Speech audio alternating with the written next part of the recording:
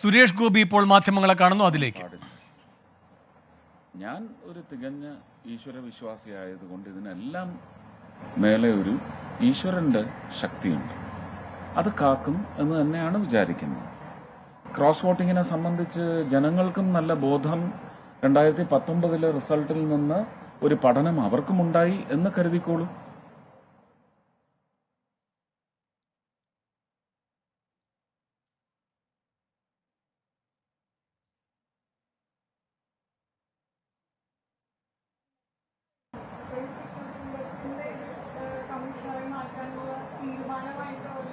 ഞാൻ വ്യക്തമായി അന്നേ പറഞ്ഞു, ഒരു കാക്കിയിട്ട ഉദ്യോഗസ്ഥനും മുകളിൽ നിന്ന് ഉത്തരവ് കിട്ടാതെ ഒരു നീക്കത്തിനും തയ്യാറാവില്ല.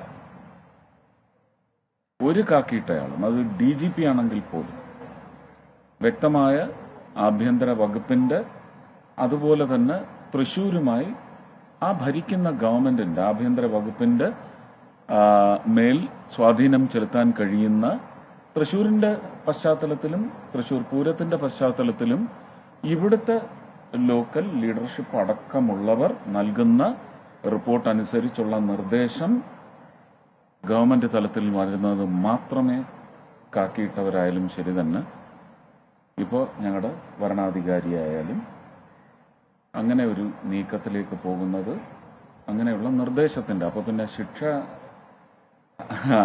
ആർക്കാണ് എന്ന് ഞാൻ ചോദിക്കും. ആർക്കൊക്കെയാണ് എന്ന് വേണമെങ്കിൽ നിങ്ങൾ അതിനകത്ത് കമ്മീഷണറേയും വേണമെങ്കിൽ പെടുത്തിക്കോളൂ. പക്ഷെ അങ്ങനെ വെറുതെ കാക്കിയിട്ടവനെ മാത്രം ചൂണ്ടി ഇല്ലായ്മ ചെയ്യുന്നത്, സമൂഹത്തിനിടയിൽ അവർ നിർദ്ദേശങ്ങളാണ് അനുസരിക്കുന്നത്. ആ നിർദ്ദേശം സിനിമയിൽ നമ്മൾ കാണിച്ചിട്ടുണ്ട്. പുല്ലുപോലെ വലിച്ചെറിഞ്ഞിട്ട് ജനങ്ങളുടെ പക്ഷത്ത് നിൽക്കുന്ന, ന്യായമായ കാര്യം ചെയ്യുന്ന ഉദ്യോഗസ്ഥരെയും നമുക്ക് നല്ല പരിചിതമാണ്. സമൂഹത്തിലുണ്ട് അങ്ങനെയുള്ള ആൾക്കാർ. അപ്പോൾ സിനിമയിൽ അത് കാണിക്കുമ്പോൾ ജനം കൈയടിക്കുന്നുണ്ടെങ്കിൽ ജനങ്ങൾക്ക് അഭികാമ്യതയും ജനങ്ങളുടെ മോഹവും ജനങ്ങളുടെ താല്പര്യവും അങ്ങനെയുള്ള ഉദ്യോഗസ്ഥരെയാണ്. ജനാധിപത്യത്തിൽ ജനപക്ഷത്ത് രാഷ്ട്രീയക്കാർ മാത്രമല്ലല്ലോ ആവേണ്ടത്, ഉദ്യോഗസ്ഥരും ആവണമല്ലോ, അല്ലേ? കരുവന്നൂരൊക്കെ അതുകൊണ്ടല്ലേ ഉണ്ടായത്. ഉദ്യോഗസ്ഥരുടെ ഒരു വീഴ്ച, ആ ഉദ്യോഗസ്ഥൻ ആര്? ആ ഉദ്യോഗസ്ഥൻ കെൽപ്പുള്ളയാളാണ്. പഠിത്തം മാത്രമുണ്ടായിട്ട് കാര്യമില്ലല്ലോ.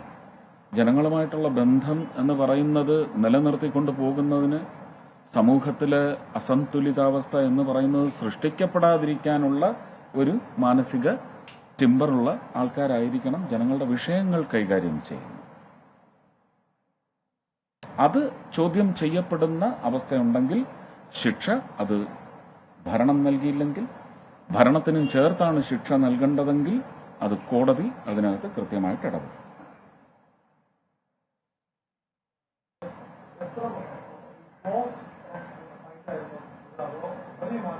എനിക്കറിയത്തില്ല. ഞാൻ ആദ്യം മുതലേ ഞാൻ പറഞ്ഞില്ലേ, ഞാൻ എൻ്റെ സ്ഥാനാർത്ഥികളുടെ പേര് ഞാൻ ഇതുവരെ പറഞ്ഞിട്ടില്ലല്ലോ, സഹ സ്ഥാനാർത്ഥികളുടെ, അല്ലേ? മുരളിച്ചേട്ടൻ മാത്രം അത് പേഴ്സണലായിട്ടുള്ള റെഫറൻസിൽ പറഞ്ഞിട്ടുണ്ട്. അതും മുരളിച്ചേട്ടൻ എന്നുള്ള സ്ഥാനാർത്ഥിയുടെ പേരില്ല, ഒരു റെഫറൻസ്. അല്ലാതെ ഞാൻ പേരുകൾ പോലും പറഞ്ഞിട്ടില്ല. ഞാൻ ആരാണ് എൻ്റെ കൂടെ മത്സരിക്കുന്നതെന്ന് എനിക്കിപ്പോഴും കൃത്യമായിട്ട് എത്ര പേരുണ്ടെന്ന് എനിക്കറിയത്തില്ല, ഞാൻ നോക്കിയിട്ടില്ല. അത് നോക്കേണ്ടത് എൻ്റെ ജോലിയല്ല. ആരൊക്കെയാണ് ശക്തി പ്രാപിച്ചു വരുന്നത്, ആരെയാണ് ഞാൻ നോക്കിയിട്ടില്ല. ഞാൻ എന്നെ അവതരിപ്പിച്ചു. ഞാൻ നിങ്ങളുടെ ജനപ്രതിനിധി ആവുന്നതിന് എൻ്റെ പക്ഷത്ത് നിന്ന് ഞാൻ നിങ്ങളുടെ മുന്നിൽ അവതരിപ്പിക്കുന്ന കരുത്തെന്താണ്? എന്നെ നിങ്ങൾ നിയോഗിച്ചാൽ നിങ്ങൾക്കതുകൊണ്ട് ഉണ്ടാകാവുന്ന ഗുണങ്ങൾ എന്തൊക്കെയാണ്? ഇത് മാത്രമാണ് ഞാൻ ചർച്ച ചെയ്തു പോയത്. അതവരുടെ മൂളയിൽ അവർ ചിന്തയ്ക്ക് വകയാക്കി എടുത്താൽ ഉറപ്പായിട്ടും നല്ല നിശ്ചയമുണ്ടാകും എന്ന് പറയുന്ന വിശ്വാസത്തിലാണ് പോയിരിക്കുന്നത്. ഇത് ആരൊക്കെ എൻ്റെ മുന്നേ കയറി, അതിനൊന്നും ഒരു പ്രസക്തിയില്ലല്ലോ, അല്ലേ? പിന്നെ ജനാധിപത്യ സംവിധാനത്തിൽ അതൊരു വലിയ അപമര്യാദയല്ലേ?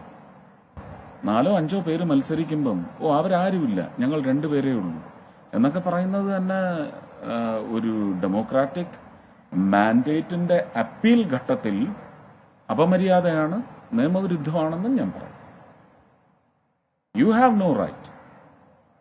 അത് തെറ്റാണ്. എല്ലാവരും നിയമമനുസരിച്ച് നോമിനേഷൻ കൊടുത്ത് ആ നോമിനേഷന് മര്യാദ കിട്ടി ആ മര്യാദയുമായി മുന്നോട്ട് പോകുന്നിടത്ത് disrespect has to be turn down.